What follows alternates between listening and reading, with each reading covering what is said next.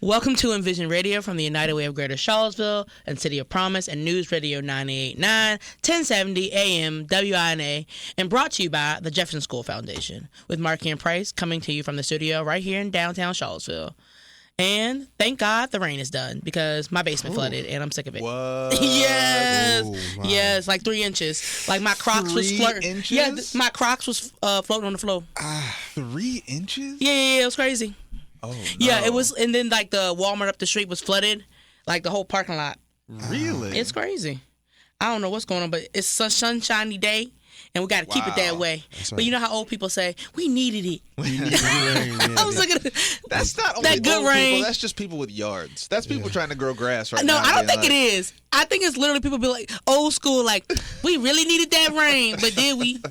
You don't even got no farming. So, It does help with the pollen, though. So for those of us Yeah. who are severely afflicted by allergies, I'll take. Now listen, it didn't have to rain that hard oh yeah, for that long, but it was giving rain. it was a lot. Yeah, it was a lot. 3 inches. Rain. 3 inches in the house. Is Well, a it lot. rained 7 inches. And that should have all stayed out of your house, all of it. That, you know what? You would think so. Wow. But my house was built in 1970. Okay, Okay. we got to update that. How you updated We it? got- we The got to foundation? Take a look at the flashing around the door. No, it's all good. It's good. I like the price. I'm gonna keep it. Fair enough. Fair enough. You get it figured out. Yeah. It's gotta dry. sort it We got out. some fans and heaters down there. Is that what you mean by figure it out? Well, I just meant like you don't want mold in the house. You don't Oh, want I know. all That's the kinda worst everything part. down there. It's Like, water is so invasive. People don't know. water's terrible. And it's so invasive. I had someone in our neighborhood went on vacation and just like a running toilet. Right? Overflowed their house? Yeah, just like the smallest thing, right? Like Yeah. you flush the toilet, you leave, Yeah. right? The plunger closes. Plunger didn't close. They were gone for like 8 days. They And it was just water came everywhere? back. Yeah. Goodness. Small things. But it's all right. It's sun shining out there today. It's nice today. 88 degrees supposedly. Okay. But welcome, Sarad Davenport, who's here today. We are Radio of Tangent, but we have Sarad in the studio, the founder of Davenport Strategic Innovations and Design, and the man behind Vinegar Hill Magazine Operations. Thank you for coming in today. Glad to be here. I mean, you kind of brought me in on a somber note with the flooding and the rain. No, I'm joking. No. I'm joking. The basement is still alive and well. That's Okay, right. Well, we good. should also let people know he's the man behind City of Promise, which means everything that I do is somehow tangentially Yes! his fault. I think is yeah. what that means. I like Right? the fault part. That's the No, part I kind of see it as Tangentially. like everything you do is like, dang, you messing it up. Yes, No. I want credit for the good stuff. I Now, when know. he saddled me with the other stuff, I'm like, hey, man, why didn't you do this? But all the new stuff. I feel like it would be kind of hard to see the person who's like helped start the thing, and you're like, you know what? I don't know. I'm trying my best, but I'm just trying to keep up your legacy. You know what? I've told him this, that it was hard at first, and I think he was really open and really helpful in being like, I'm here to help, but Right. it's your show. And I think that's important. like it was, I vividly remember being like, and we, had a relationship from the United Way, and I remember like calling him and being like, just because, like he's done a ton of great work. I'm stepping into this thing. I'm like 34 years old. I don't really know what I'm doing. And he was really helpful in being like, take time to figure it out, Yeah. but then cook your own thing. Yeah, I think it's hard I think that's hard for people, you know? But if it could have gone differently, I think if he was differently appealed to it, right? I mean, it's very Right. easy. It's a small town. Yeah. He's obviously very recognizable. He's done a great work, and so I owe him a lot of thanks for allowing me to preserve, the legacy, him, Denise, and Mary, and then also add to the house, which I think was very cool, and I feel much more comfortable than I did a year ago. Word. That's great to hear. Yeah, I mean, I think I have been one to champion the next iteration or generation of leaders, and like making sure that we're making space for them to grow. These are things that I wanted in some respects and did not always get, and so I was like, I'm not gonna be that for the next generation, and I want to make sure that they have new ideas. Sometimes we have the assumption that our ideas are the best ideas for all of time, and Yeah. Yeah, sure. it's not For sure. true.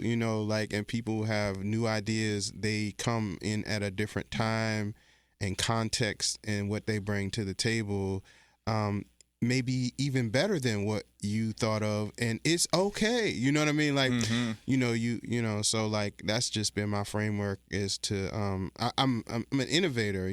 So like I understand innovation means that we are creating all the time, and when new creators enter the space, you have to like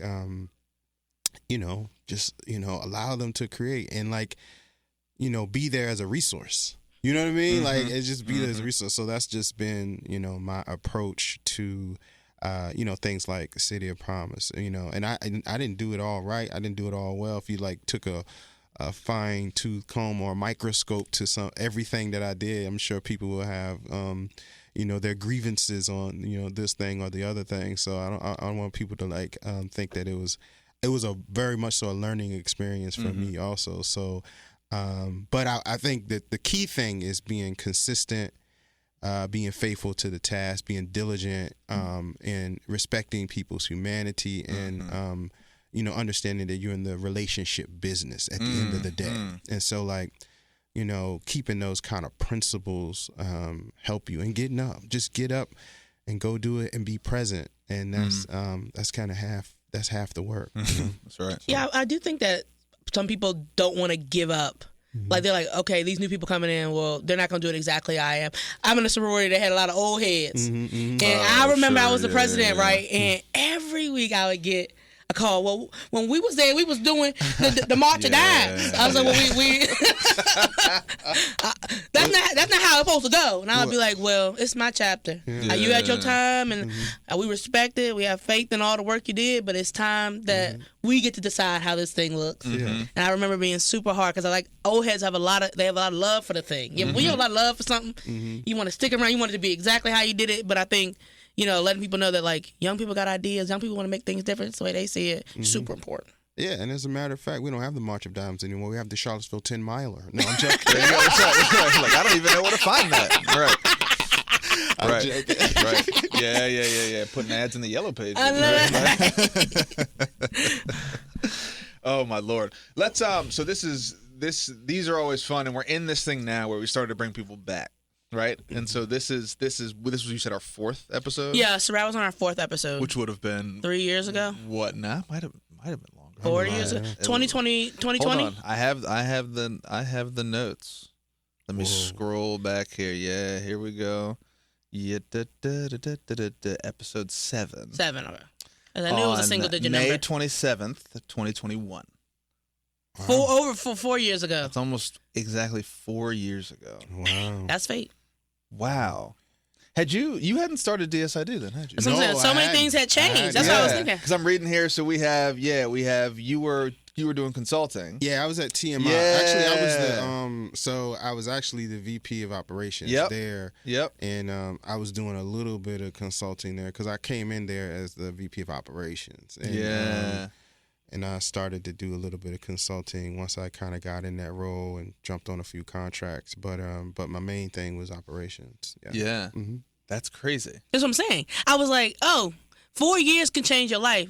I'm definitely not the same person I was 4 years ago. I got a whole extra kid. Tell me about it. I was like, maybe had the first one already been born? The first one was 2020. Yeah. Okay. I was like, maybe she you was had 2 1. kids She had just in that turned time. 1, but I got a whole new kid.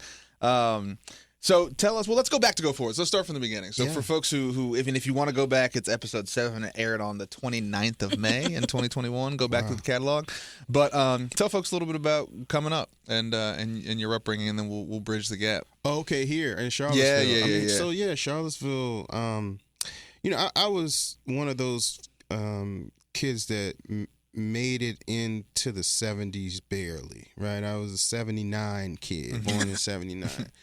And I think it's important because I feel like I had the best of both worlds. I remember a time where in Charlottesville where community was really the essence of how we lived. It was I remember my grandmother sitting at her kitchen table and my aunts and my uncles and just like it being very much so a village. And that kind of shaping my character and who I became, and like that, those kind of moral underpinnings from just family. And we didn't necessarily have a lot, but we had each other, and we had love, and it was permeating throughout the community. My grandma, I had a grandmother that lived in West Haven, 824 H. Hardy Drive, so she lived there, and I spent a lot of time in West Haven. And then I had a grandmother that lived on Henry Avenue. So between Henry Avenue and West Haven is kind of, where I spent a lot of my childhood until my mom moved to Fifield. So I lived on Grove Street. I ended up going to Johnson. So when I was with my grandmother's house on this side of town, I was, hanging out with the kids that went to like Berlin Moran. I even went to like their after school programs and stuff. Yeah. He's like, I'm going to go there and take advantage of the opportunity. Yeah, I was in reading partners and all that stuff with Bob Garrity and all that. But I actually went to Johnson though. So I went to Johnson, and I went to Johnson with the kids that lived in like Orangedale, Prospect Avenue, so I was getting so many parts of town. And Fifield was, I live off Grove Street right near what's called Fifeville Park. We used to call it Grove Street Park.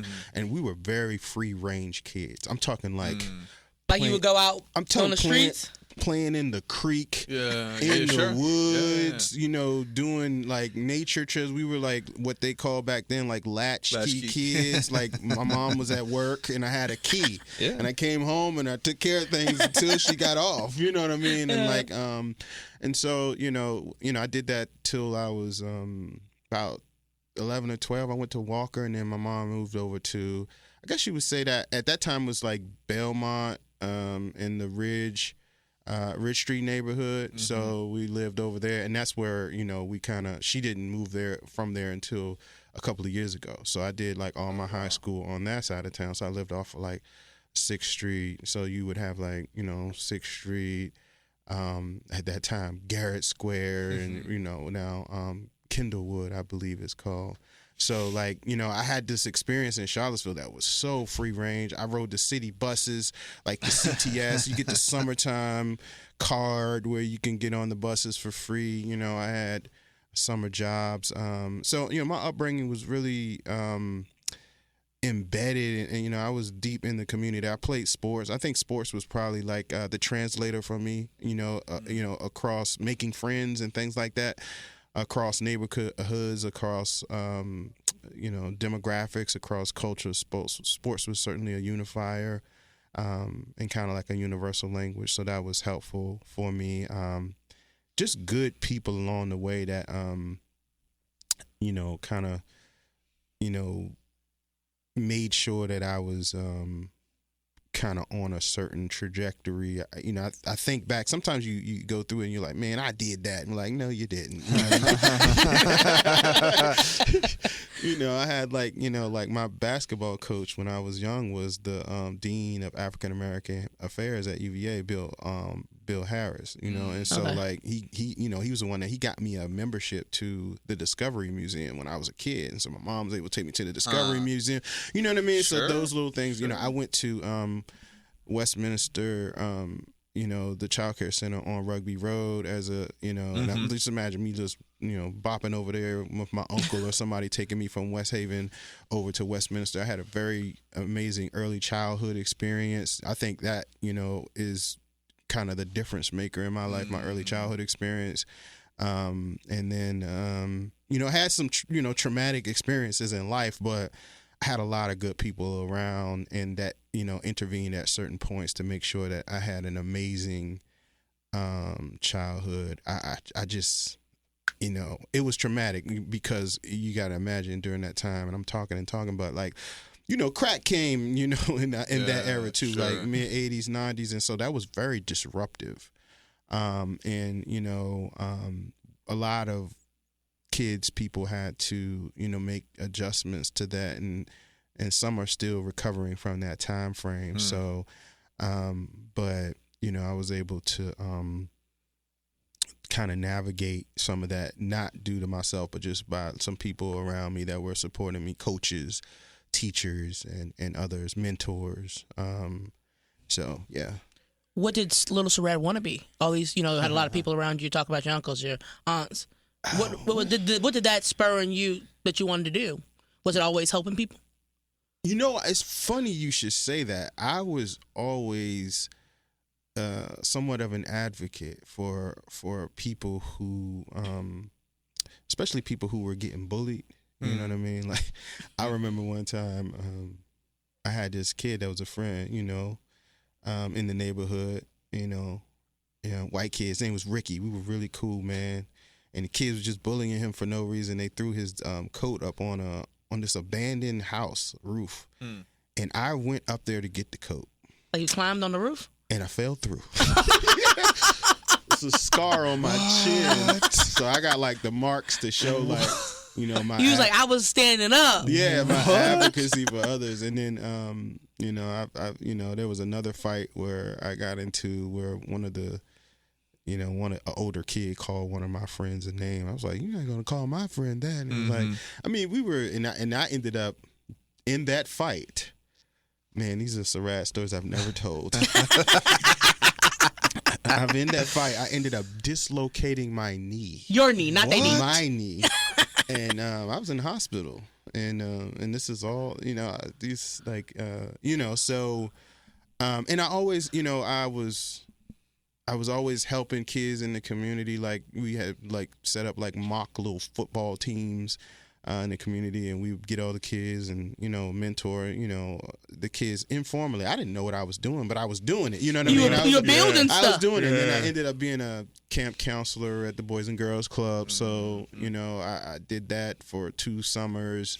So, like, you know, I kind of, you know, leaned into that work. So when I'm 17, 18, I was a camp counselor. But even before that, when I was a member of the Boys and Girls Club, you know, I would, you know, like be one of the student people that would like clean up after the club closes and mop all. I know that before they had the new building, like I've mopped that whole building when it used to be like Smith's. And I'm telling you, upstairs, the downstairs. I've cleaned the bathrooms, all of that stuff when I was a teenager. So like, yeah, I mean, I think I've always had a heart for people, and I didn't like to see people mistreated, and I always had like this kind of, I don't know, kind of moral, like a strong moral compass.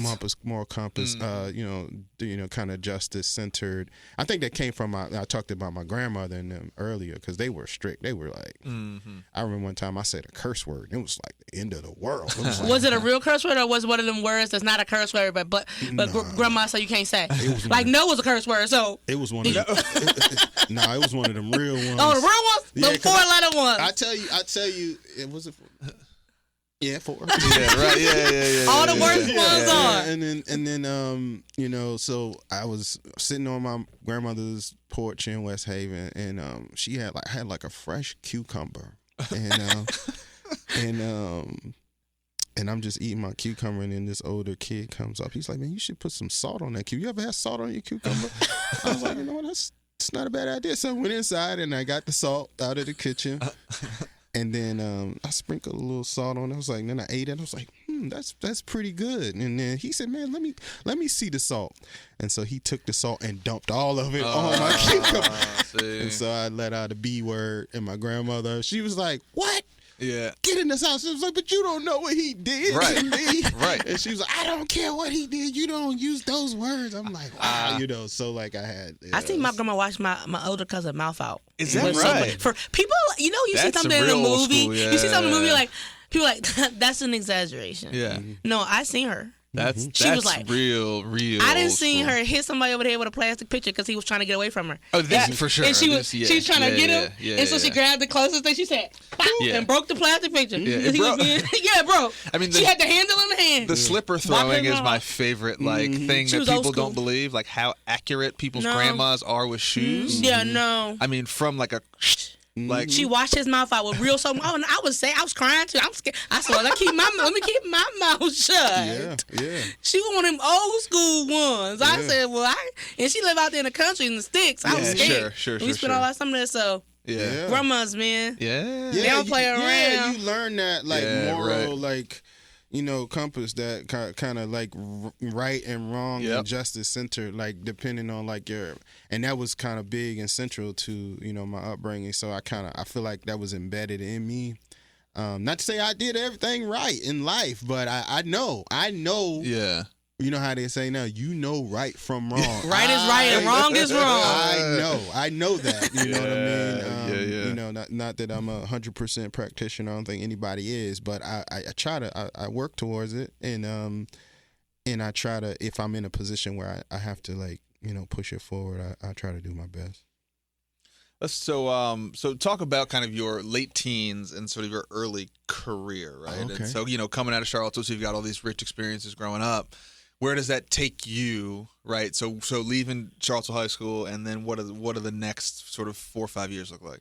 Yeah. Well, let me go back a little bit before I get to my late teens. So this will be interesting for folks that may not know. I worked at the Omni Hotel. I started working when I was 14 and 8 months at the Omni Hotel downtown as a busboy, and I did that through my first year of college. And not only that, I not only was a busboy, but I became a server. I did room service, bellhop, banquets, pretty much anything in that hotel I can do. You was running the thing. Yeah, I mean, I could do. I mean, like snow days, like where if it snowed, they would offer you to be able to stay, right? And I would stay and work 24-hour shifts and all that. You know what I mean? Sure. So I did that, and that gave me a lot of orientation. And I think about like a lot of the people that I met during those experiences, particularly people who were like resettles from other countries. They had a lot of people from like Tibet, and I see some of those people even today, and we still have our relationships because I learned a lot from them. Just being, I'm just a teenager, but I'm having these experiences with people from around the world, and building my work ethic and things of that nature. I was making good money too for a teenager, Sure.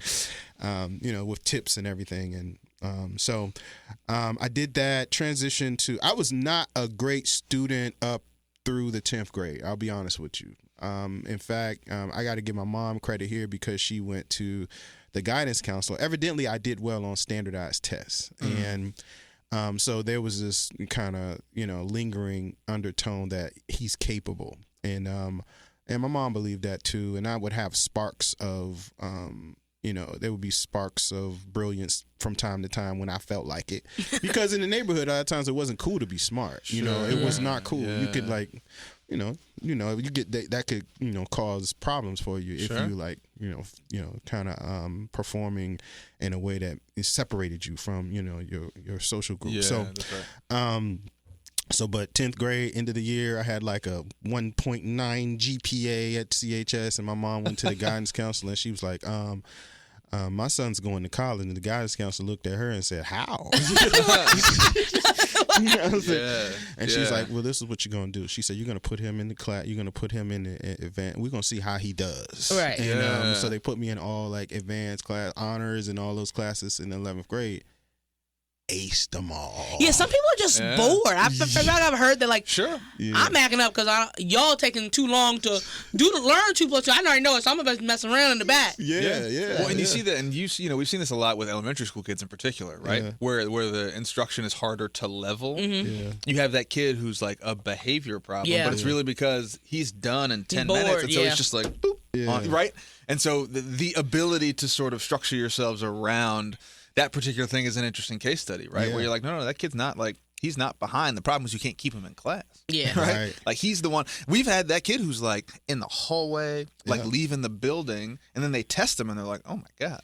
The genius. Like, we were about to cut this kid loose. And in reality, like, we haven't even given him enough. To do. I mean, we undercutting him. He needs more to do. Yeah. And I felt like, and I'll say this, and it'll probably to, make other people mad, but I felt like the quality of instruction was different in those classes. I mean, like we were like, so I would take like history and government classes. I ended up finishing like I ended up doing really well because I brought my GPA up to like a 2.8 something before I graduated. And I think that's what was attractive to the colleges. I got accepted everywhere I applied. And I think they saw like, oh, snap. Oh, you took off. Like something happened with this kid, sure. you know what I mean? So it wasn't, and I was surprised too. I was like, well, I guess I'm going to do something with my life here, but I think like the quality of instruction, like we were like one of the classes I remember, we took government and we had to get a subscription to Newsweek. And I was like, we ain't never did that in the general level class. Yeah, Right. Okay. We had worksheets, not Newsweek. Interesting. You know what I'm saying? And so Yeah, we're it was different. So we're keeping up on Newsweek, and Newsweek, I think that at that time was like a weekly publication, and you had to read it and come to class prepared to discuss current events and things. I was like, damn, this is fascinating. You know what I mean? Sure. Yeah, that's right. And you know, at that time, I think I picked up chess, so I started it was a chess club during lunch. I would go to lunch. I would either do my homework during lunch or go to the chess club, and you know, and then I just started. I applied for colleges. They had this little college room in the library at CHS, and I would go in there, and they had all these like applications to college. Everything back then was like it was on paper. Yeah, sure. Yeah, that's right. And you had to like mail it. Mail it, right? And I would go in there, and I would just go in there and do my thing, and I was just, you know, trying to find, because that time, you know, like I said, it was like the crack epidemic. It was a lot of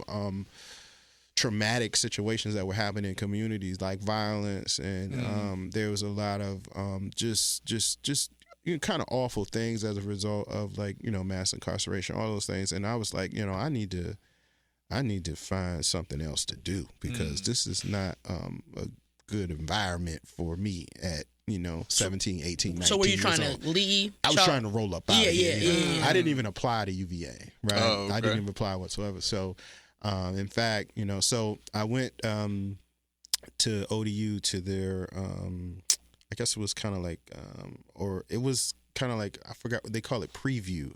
Okay. And I went down there and I took the entrance exams. At that time, they had like entrance exams and everything, and I really liked it. I was like, oh snap, yo! And then they, you know, when you leave preview, they give you your student ID. They give you a student ID on a preview? Yeah. So I was like, I'm looking. Now you gotta go back. I was like, and this is summer of graduation, so Right. it wasn't like, you know, most people, you know, like they're like early admission and all that stuff. Sure, summer of graduation, I go to preview and they give me an ID. I was like, oh, I'm going to college. Yeah, you know what I'm saying? right. Like, so it was like that late in the game for me to like realize what was really happening, and then that's kind of the transition for me. And then, you know, I leaned in college. I did have an interruption. I actually suffered from, which a lot of people do, from imposter syndrome.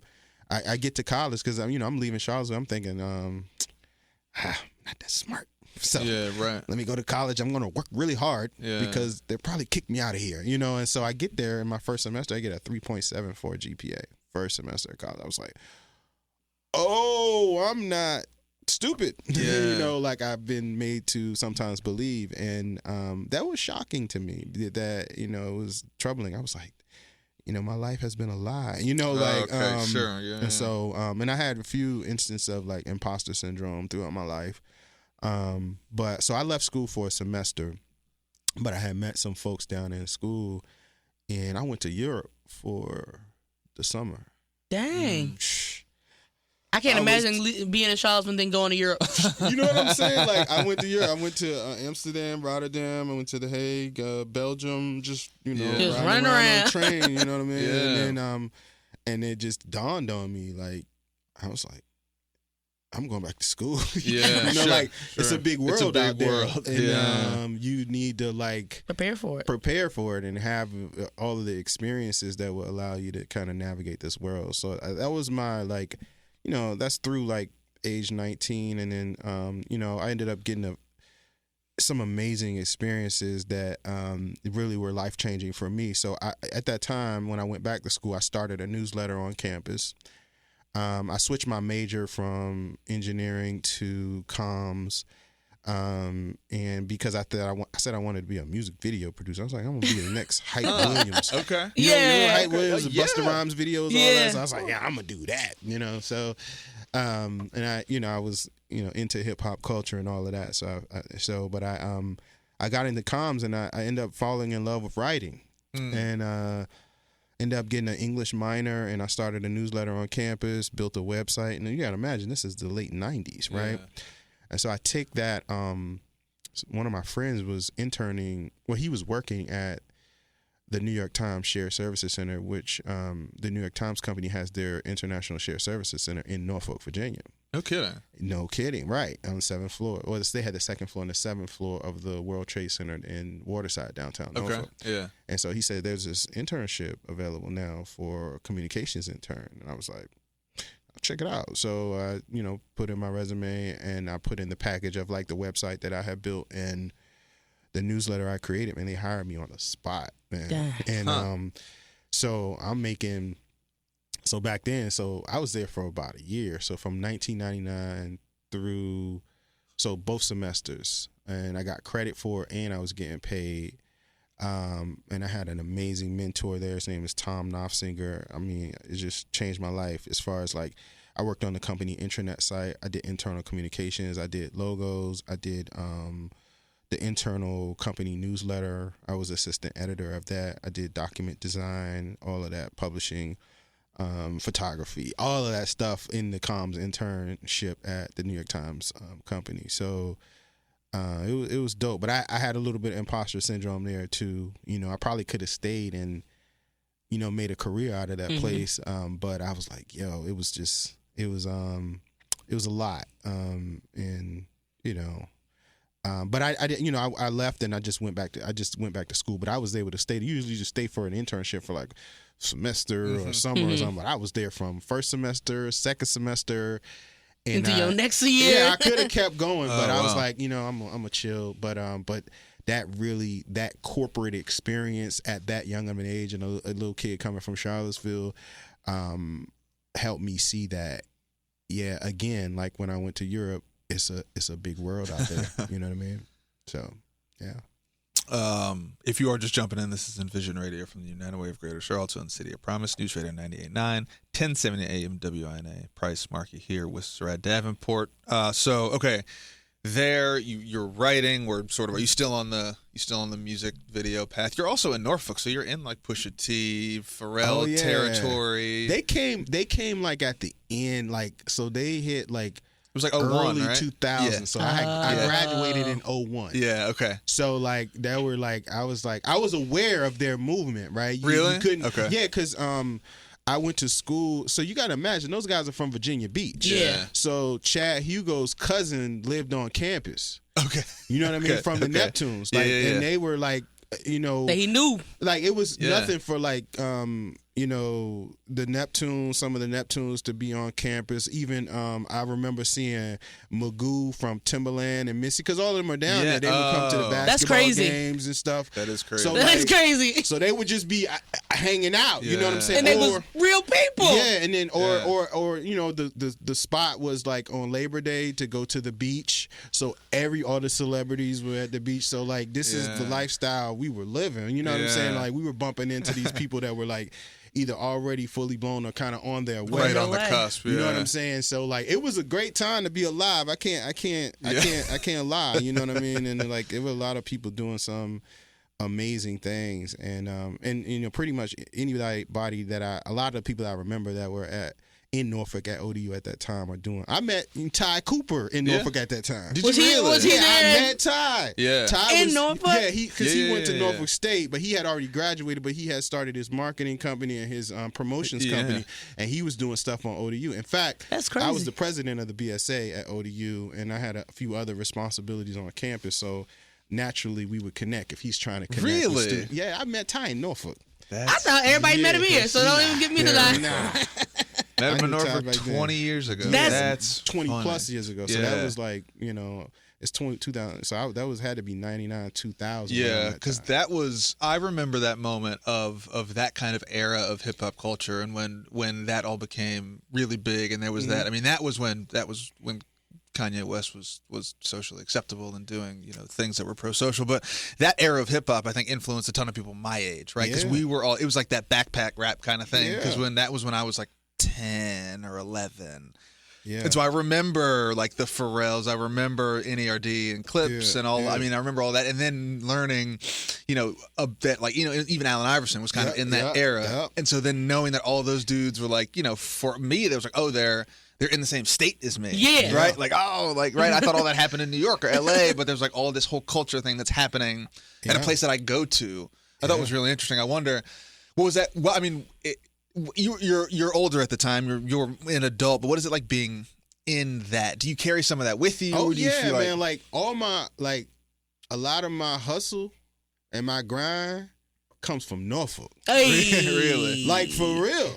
Like cause the creativity. Yeah. You know what I mean? Sure. Like I got my blueprint from the 757. Because you was there. Yeah. It's so weird because I always talk about growing up at UVA. Mm-hmm. And it's like, but I came from the country.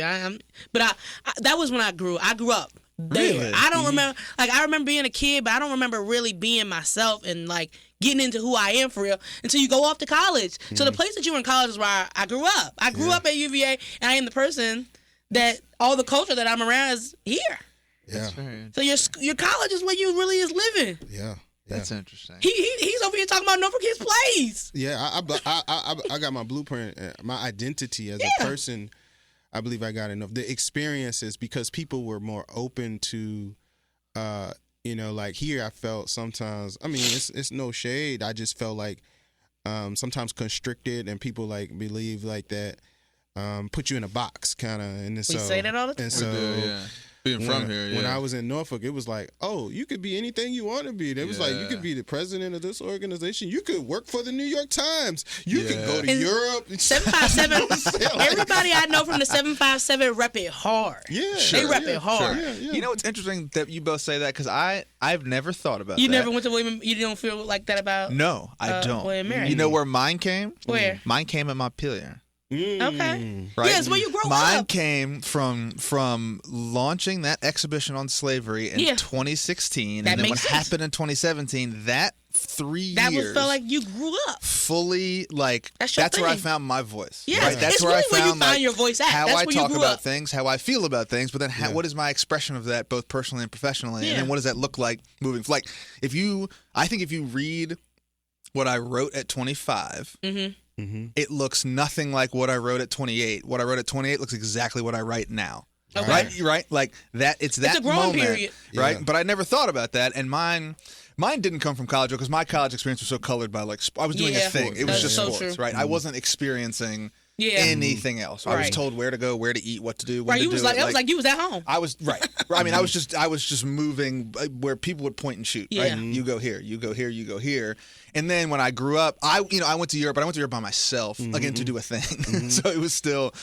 But that's a really interesting point, and I wonder how many people ascribe sort of much of their adult identity to their college experience, be it either where they're from, or if they went somewhere different and kind of adopted some of the traits of that area. Well, I think the 757 is a very unique place in the world, and even in America. I mean, look at what they produce, right? So, like from an athletic perspective, from a cultural perspective, like, so you're immersed in this environment. If you allow yourself to be, it can be a beautiful thing. So I don't know that I could replicate that experience anywhere else. It was a 757 thing. It's just something about that region of Virginia and that region of the world where this artistic creativity, these, this power kind of, if you lean into it, comes from. So I want to give them their credit, you know what I mean? And then also, there was a lady who really believed in me down there. She was the director of African American Affairs. She ended up becoming the dean of Multicultural Student Services. She's since retired from that position at Old Dominion, but she believed in me. She became her name was Lisa Clark. She was, and her husband was Ron Clark. They took me under their wing. She was from New York, and she was just a beautiful spirit, like a mother, and trusted me. I the thing about it that I learned that we have to do with our young people is trust them. Give them the benefit of the doubt before you distrust them. We often start with distrust.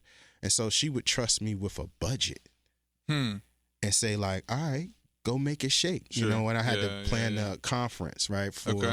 Had to plan a conference, or we're dealing with funds from the university, and she was like, all right, make something happen with this. I trust you to do that. You know what I mean? And just that, and just being a guide and somebody, a sounding board, and somebody you felt like genuine love, and always just had my back and knew I wasn't perfect, but we're gonna ride for me. You know what I mean? And so I had that in her while I was in Norfolk, and a few others that just really like trusted me, and I felt like I had the best experiences I had in life.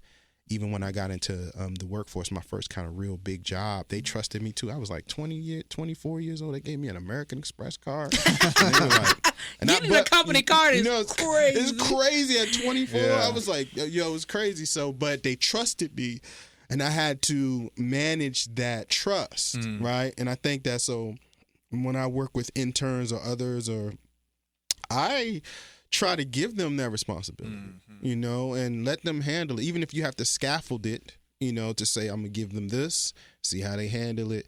That's the way to go, as opposed to being more restrictive with young people and their growth, is to give them things, watch them handle it, and then give them more, and then give them more, and give them more, and then watch them fly. Yeah. You all right? Yeah, no, I'm thinking about that. Oh. Think about that in the context of your work. Norfolk is a special place. I just feel like, I feel like everybody's having an experience where they're finding themselves. Yeah. Yours happened to be in Norfolk. And like, what was yours here? I think like coming from a small town where no one really looked like you and no one cared to look like you, and a lot of bias. And you have a lot of imposters. People don't think you're worth nothing. Even if you like super smart and you're in the AP classes, you're still by yourself. And then I got to UVA, and like I tell people, there were so many black people, so many more black people than I had seen at a school. I felt like I was at HBCU. Like at the U, I used to tell people, I don't remember no white people at UVA. They said, huh? I was an African American Studies major. I said, I probably saw one white person. They was like, how is that possible? You're only 6%. Well, I don't know what you want me to say. Once I got to here and I started seeing black people, I was just like, I'm gonna stay around y'all. That's my people. Yeah. And I just found myself there. Yeah. I grew up. I say all the friends I made, I grew up there. Yeah. I didn't grow up till I got there. Yeah. That's good. So that You makes sense. find your galaxy, like your constellation of people, and then like you rock with each other. We rock. And then like it was like that ODUs. I think the population is much different. The ratio of the demographics are much different. Sometimes they call it ODU HBCU light. Yeah, right. I feel like that's true. It does feel true. So like but yeah, you do find your constellation of people, and you can, and once you find that group, you can move through the terrain. But I'll chill. I've been talking a lot. So but yeah. The show's got your name on it, not ours. It's about you, man. Okay. Nobody's tuning in to listen to what we got to say. How'd you get back to Charlottesville? Norfolk is your galaxy. Yeah, that's a good question. So I found a young lady. Hey. And that's how it be. Tale as old as time, right? Yeah. She's been in my life ever since. She's still there, and let me just say I'm still there. She's still keeping me. But I met my now wife in 2001 at ODU. So we met. So you were there. We met at ODU, right? And, I'm not college sweethearts. Yeah. We met. You can't at ODU. write it no better than that. Yeah, and she's actually from Pennsylvania. She's lived in Philadelphia, and then lived outside of Westchester. Price, you'll find this funny. She's like a legit soccer player. She played for like Westchester United. Oh wow! In Pennsylvania, sure. And did all that. But we met in college, but she had some disruptions in her family. Her family divorced, and she had to move to Virginia like her senior year of high school. High school? Correct. And so she ended up graduating in Stanton. So when I met her at ODU, it was like I was like, "Where you from?" It was like Stanton. I was like, I know what Stanton is. Right. It was like, because sure. her like, you don't know where I'm the from. only person in here. That's, And then it was like after that, it was like, oh, and then we just had a connection from there, and we've been rocking ever since, and we've had.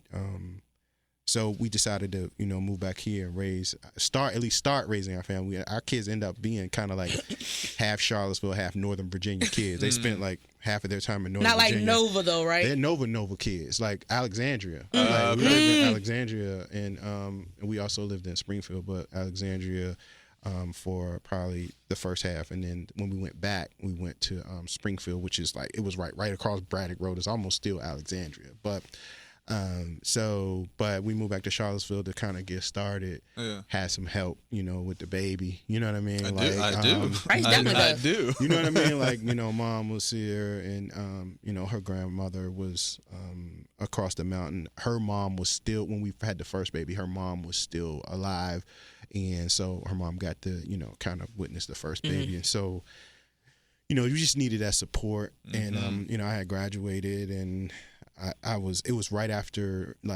2001 was like 9/11. 9/11? Right. So, and the .com bomb, the economy failed. And so we really weren't in a position to not have support. Right. So needed that support to just kind of get started in life and launch. And that's kind of how we ended up back here.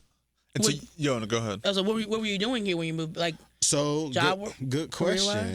So when I first got back here, I did a few odd jobs, but I'll tell you what I did. So I started a graphic design firm.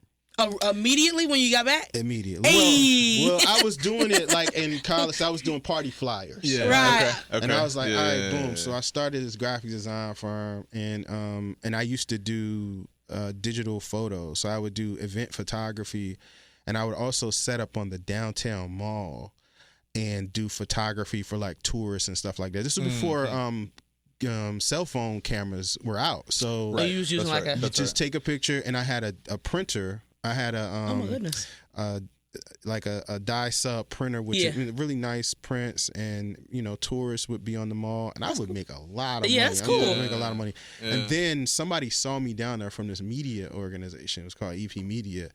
And that's how I got a job. So so I was like, I can't get a job, so I make a job. Right. That's right.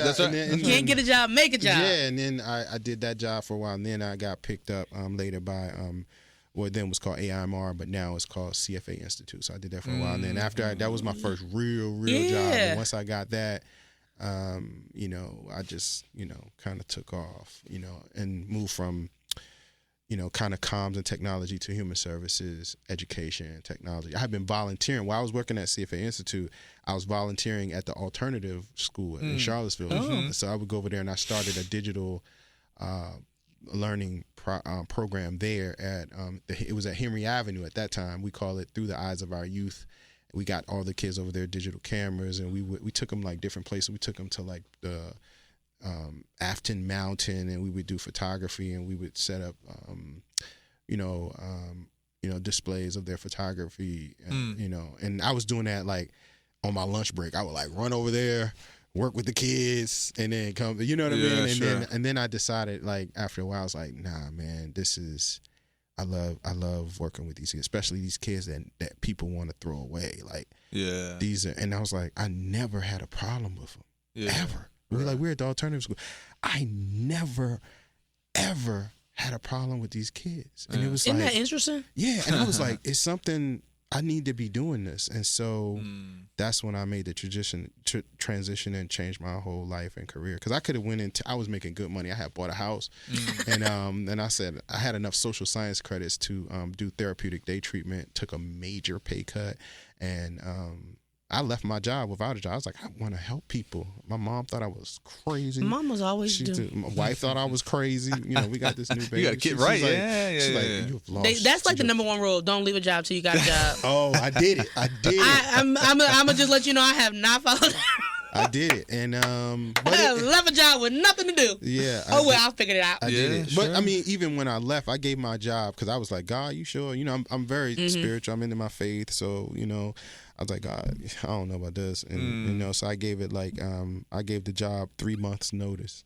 3 months? 3 months though. I was like, God, you sure? Because I'm gonna let God make some changes first. Yeah, just in case. Yeah. I believe in you. I'm gonna keep maybe you'll change your mind. That's right. That's exactly right. And so they even brought me back as a contractor. I think the people at the job were like, this is a great situation for a person his age. We've given him an American Express card. Yeah, that's right.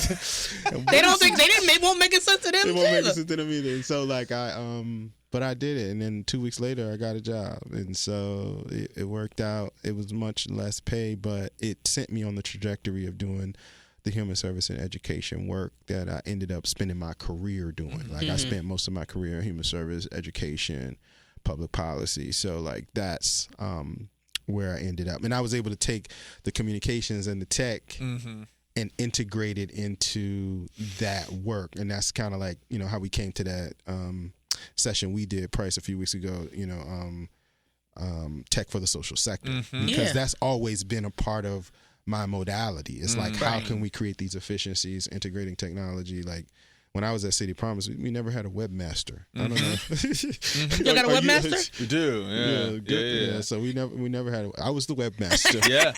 No, well, look, I mean, what you find very quickly is that you start to just absorb things that are within your skill set. Exactly. And then you realize very quickly that you're like, like I'm doing site stuff and I'm doing social stuff and I'm doing all the writing and I'm doing all right. Yeah. And so it is I think very hard. one of the early learnings for me was like, just because you're good at it doesn't mean you should be the one to do it. Exactly. I think it is very hard for people though. Yeah. 'Cause sometimes you're like, oh well, if I can do it, why don't I do it? Oh, very. And I mean, But I now remember, you got 70 hours. You working a 70-hour work week. Right. well, and not doing the things that you're really tasked with doing, which is keeping the ship afloat and moving forward, right? I mean, what you said earlier is really like so intensely true of like just letting people do things and learn through the doing things. Like I remember the first time people on my staff wrote stuff, and I'm just like, right, and I'm like, don't like everything about you wants you to just jump in and do it. Yes. Right. Because it's easier to do than teach. Well, by far, but I'm I'm a trained writer, but like the long arc of it, right? If I look at now, 2 years later, I'm like, thank God I didn't do that. Yes, because I would have still been saddled with all of the stuff. You're doing your marketing, right? you're doing your truly. writing, your newsletters. Truly, Bryce going out there and doing client work. He's doing financial trainings in the back. Yeah, and people will back off if you keep doing it. 100%. Yes, 100%. Exactly. They That will is. say, It's hard. all right, well, he got it. Well, you got it. Or he's just gonna do it anyway. Yeah, so I'm not gonna even try. I'll do the minimum, right? I'm gonna give him the bad copy right. because he's gonna change all the copy anyway. That's right. Yeah, That's right. Yeah. The so since we last spoke on the show, you started a business. I mean, talk about that transition too, right? This transition from working, we talk about this with people on the show all the time, like for someone to for yourself and all the things that come with that. And like that, typically for people, that's the biggest career transition. I don't know that that's the case for you given your trajectory, but it's still a lot to take on. Yeah, I mean, I think I've always been entrepreneurial. Yeah. Even when I was doing, education, nonprofit work, I took it accountability as if it was an entrepreneurial pursuit. Like we're building something, right? And so, I think it was just a matter of time for me. I got out there a little earlier than I expected, but maybe just a tad earlier than I expected, but it happened and I was out there, and it wasn't a scandal or anything, folks. It's just timing. It was just timing, and I just launched and got out there, and it's good that I had a lot of incubation time to build my systems before, to really think about what I needed to make to take care of my household, my family, and things like that, and to be creative about how you get the revenue you need to be able to not work and understand the seasons, ebbs and flows of revenues and things like that, and getting people that know more than you. Getting people getting a bookkeeper, getting a actual accountant, a CPA. I think that's hard. That's the hardest part. People I thought I could just swipe my Redditor card in my regular bank. No, and then you not commingling funds. Yes, exactly. All of those things, and just really kind of moving towards being a legitimate professional. Not to say it's not legitimate, but very professionalizing yourself and understanding that. And you got to imagine, when I first got out of college, so people don't know, my school started, I got my first LLC when I got my first business license when I got out of college. Oh. So this is when I started the graphic design company. Right. So I'm making all the mistakes back then. Right. You know what I'm saying? Getting credit cards and, buying supplies and, you know what I'm saying? Messing up your credit. I did all that stuff, right? You know what I'm saying? So it's that's 20 years of mistakes, and people have to, you got to get your 10,000 hours. That's part of it. You can't escape it. And if you're going to escape your 10,000 hours, you got to go to somebody that can expedite your learning process. But you cannot escape the learning process of starting a business, entrepreneurship, and you're gonna fail. If you're not failing at something, just fail fast. That's the key. Fail fast, learn from it, and then move from it. So, but if you're thinking like you're gonna become a billionaire tomorrow, you might want to like I'm not saying you can't, but I'm saying like it's going to be more work than you think, and you got to really, get the right people around you. Yeah. Temper that slightly, perhaps. Yeah. Talk to us a little bit about Vinegar Hill. And the motivation and the work behind that, and I'm looking at the time, and so I'm. If it's okay, last question. So Vinegar Hill, I was working at City of Promise. So Vinegar Hill, I saw. It was a grassroots newsletter, like, front and back page. But I saw that Eddie Harris, who I, give honor and respect to for all the work that he does in community, but particularly around fathers and dads and, community members, children. They started this grassroots newsletter, and I saw it when I was at City of Promise, and they was circulating in the community, and I was like, oh, this has potential. And so the impetus for it was that they didn't feel like they were getting, presented in the proper light in some of the other media publications in Charlottesville. In fact, sometimes there was like kind of this negative caricature of, Black people, Black men in general. And so I saw it, and I was like, I have all this experience with, editing, document design. I had the experience at New York Times, and I asked them, I was like, would you be open to me, like, just helping you all, just kind of like work scale on the document design and things like that. And so, long story short, he was like, yes. And then I started to work on that. It started to get some traction. He was printing it himself, like paying for it, going to ALC copies. And so I was like, all right. So after a while, I was like, we need to, make this somewhat revenue generating so that you can get out of your own pocket. Yeah, sure. And then, so we were able to do that. And then we added the website. Then we made the leap to a magazine. It was this rapper named Big Lean. He was going to be on the BET Awards or something. And we were like, all right, we'll make him the cover and we'll launch to magazine status outside of newsletter.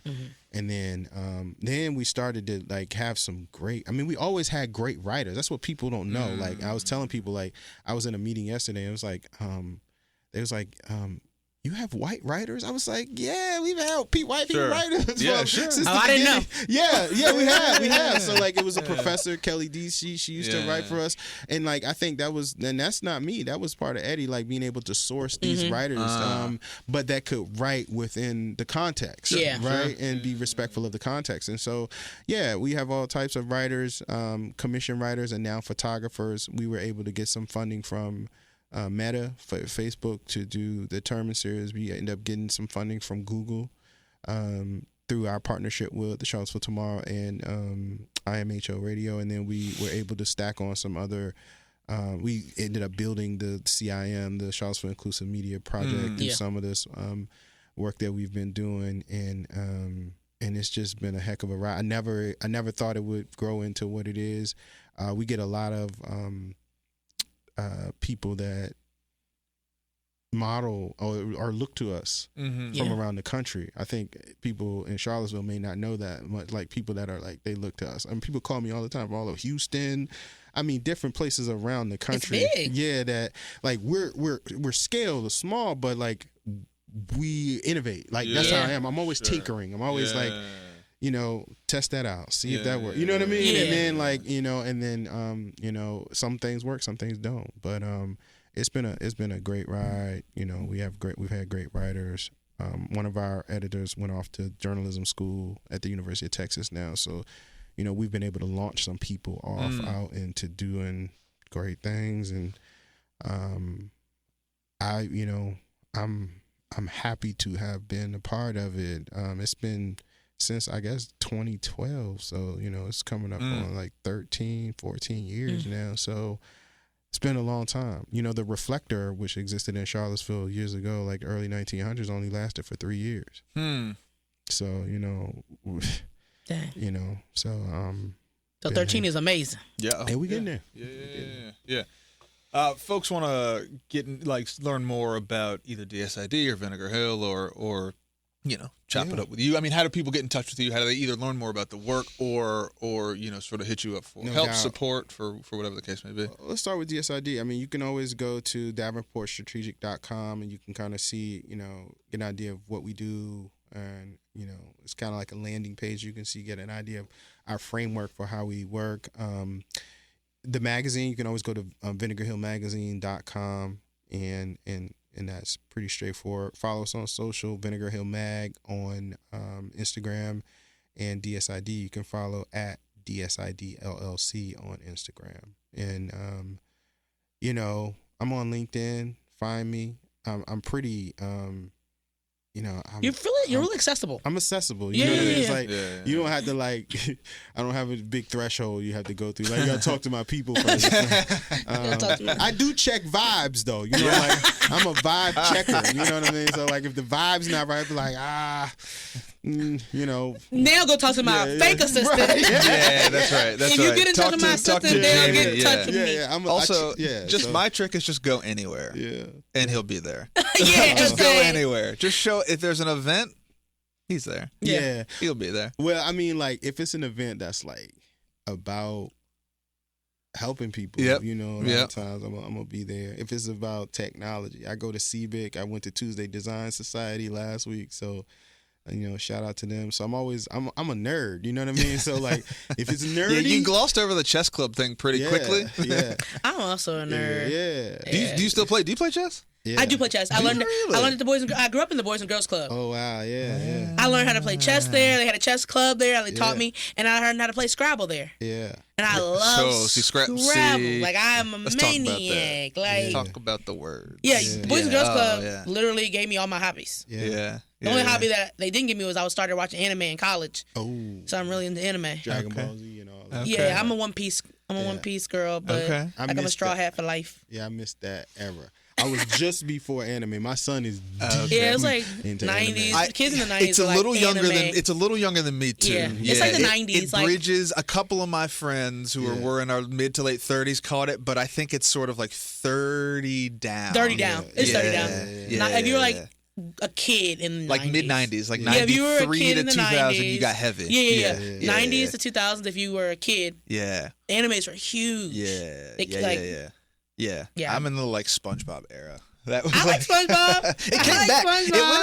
It sort of drifted and came back. Yeah, definitely. Yeah. My sister knows about SpongeBob, and she's 6, 7, 8 years younger than me. Is that right? It's crazy. Man, I watched Stand the test of time. Man. Oh, sure. Oh, yeah, I remember Doug. Yeah. All that? Do you remember all that? Yeah, I remember Doug. Okay. But at the very end, it was they were about to close off on it.